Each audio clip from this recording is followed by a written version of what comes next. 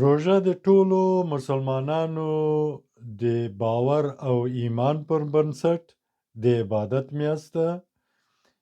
د بدن او د نفس د پاکولو او د تزکیې میاشت ده او همدارنګه د فقیرانو بېوزله کسانو سره او په خاصه توګه یتیمانو سره د مرستې او امداد میاشت ده. که یو څوک بیمار وي او یا اړ وي چې دوا وخوري، آیا دغسې یو څوک باید روژه ونیسي؟ د مسلمانانو په مقدس کتاب قرآن شریف کې په ښکاره لیکل شوي دي چې دغسې یو څوک باید روژه ونه نیسي. پر ځای فدیه ورکړي، یو فقیر ته او یو وږي ته ډوډۍ ورکړي. په اسلام کې اجبار او اکراه نشته. خو اوس د روغتیا له خوا نه موږ څه وکړو چې هم روژه ونیسو او هم خپل صحت وساتو. ماښام تاسو خپله روژه څنګه ماته کړئ؟ د ماښام خواړه څرنګه او څومره وخورئ؟ کم چایونه او څنګه یې وڅښئ؟ پیشنمۍ یا سهارنۍ مو څنګه وخورئ او کوم خواړه پکې وخورئ؟ او په پیشنمۍ کې کوم چایونه باید وڅښئ؟ زه تاسو ته لاندې وړاندیزونه او پیشنهادونه لرم. که تاسو وروسته له غرمې نه 2، 3 یا 4 ساعته خوب وکئ، دا تاسو ته په روغتیایي لحاظ ډیره ګټه رسوي. اول،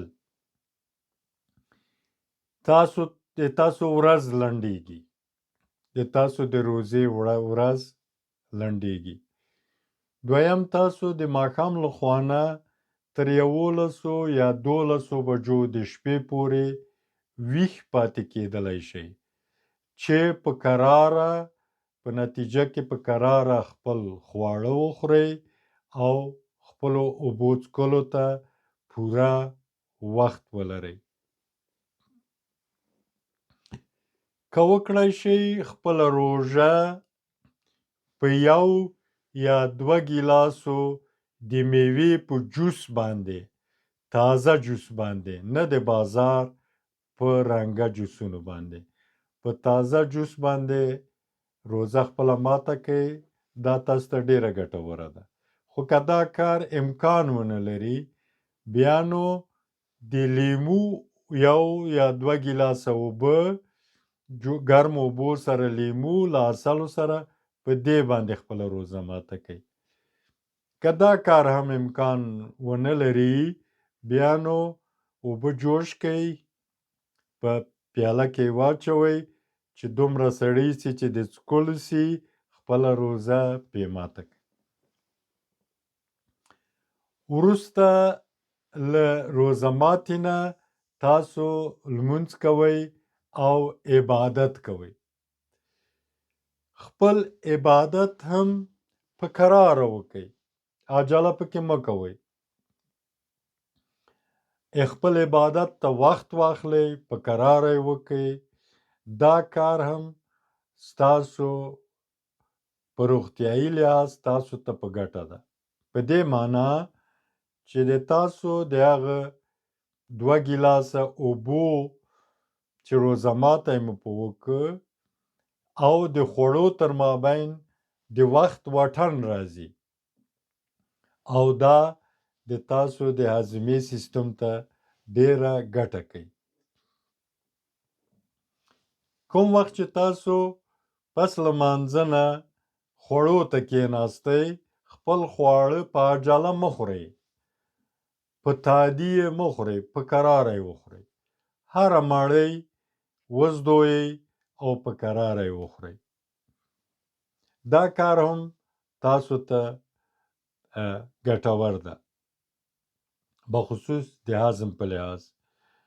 په جریان د خوړو کې اوبه یا چای مه څښئ. کوم وخت چې تاسو په جریان د خوړو کې اوبه یا چای وڅښئ، هغه د هاضمې لپاره کوم شیرې یا تیزابونه چې راغلي چې هاضمه اسانه کړي، هغه اوبو سره ګډوډېږي او زموږ او تاسو هاضمې ته مشکل پیښیږي.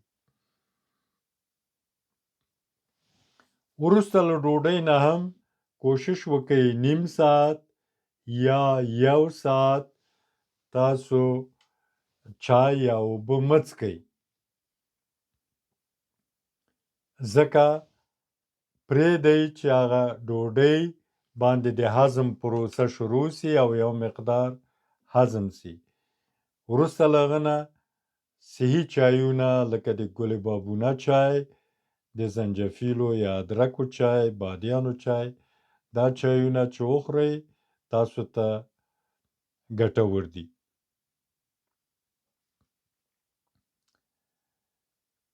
په پیشنمي کې تاسو که یو غټ بشقاب سلاته جوړه کړئ او په دې باندې د زیتونو غوړي واچوئ، لږ تور مرچ پرې واچوئ او دا له جوش شوو غټو نخودو سره وخورئ. هغه نخود چې په کابل یا نورو ښارو کې ورته شور نخود وایي، دې نخودو سره یې وخورئ. دا تاسو ته ډېر ګټور کار ده. اول ستاسو سبزیجات اوبه په کافي اندازه لري، ترکاري به په کافي اندازه اوبه لري، تاسو د ورځې د تندې احساس نه کوئ. دا یو. دویم، په سبزیجاتو کې په کافي اندازه ګټور غذایي توکي شته دي، مواد شته دي چې هغه تاسو ماړه ساتي او هضم یې نسبت نورو غذاګانو ته ډېر اسانه ده. هغه ډله هېوادوال چې په پیشنمي کې وریژې او غوښې خوري، دا کار په صحي لحاظ د صحت د اصولو په لحاظ ډېر ناصحي او غلط کار دی. د منګه د هضم سیستم له مشکل سره مخامخ کیږي، یعنی منګه هاضمه د داسې غذا هاضمه ډېره سخته او ډېره انرژي پې مصرفیږي. له بلې خوا نه هغه کسان چې د شکر مریضي لري، یعنی قند په وینه کې لوړ وي، دا کسانو ته تاوان اړوي دا وریژې او غوښې. همدارنګه هغه کسان چې په وینه کې د کولسترین او د غوړیو پرابلم لري، یعنی په وینه کې چربي زیاتوي، کولسترین زیاتي، هغو ته هم مشکل پیښیږي. کوم وخت چې تاسو خپله روژه ونیوله او روژه مو پای ته ورسېده او د اختر جشن نیسو، په اختر کې هم باید ځینې ټکي مراعات کړو او ځینې ټکو ته باید پاملرنه وساتو. د مثال په ډول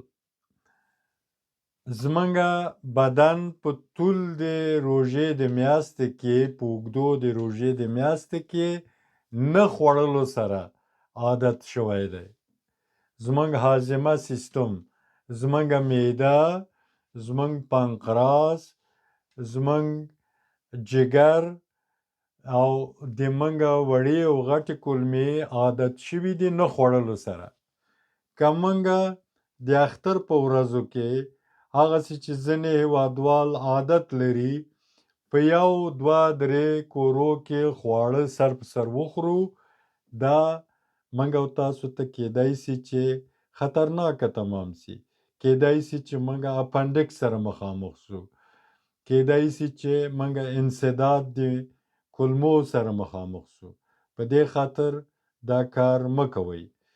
خواړه په یو کور کې وخورئ، هغه هم په کراره وخورئ او په جریان کې اوبه مه څښئ.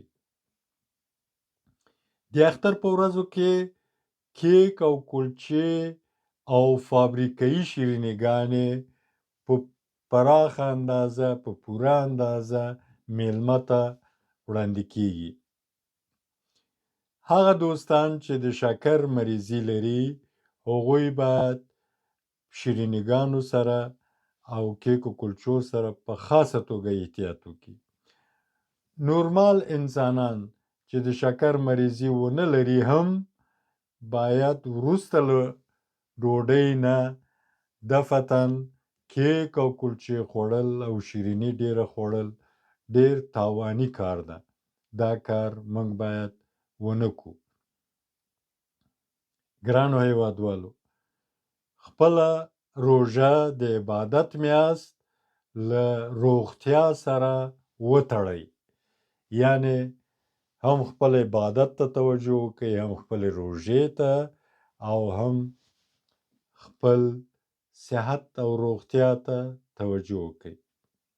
خوږو هیوادوالو، که زما ویډیو تاسو ښه بولئ، ګټوری بولئ، خپلو عزیزانو او دوستانو ته یې ولیږئ چې هغوی هم ترې ګټه واخلي. سبسکرایب یې کړئ، د زنګ علامه ووهئ تر څو چې زما ویډیوګانې نورې هم تاسو ته ورسیږي. مه هېروئ چې سلامتي پادشاهي ده، روغتیا پادشاهي ده او ساتل یې په موږ فرض دي. بېوزلو او فقیرو انسانانو ته، بخصوص ماشومانو ته د روژې په میاشت کې په خاصه توګه مرستې او کومکونه له یاده مه باسئ. تاسو له توجه نه ډیره مننه.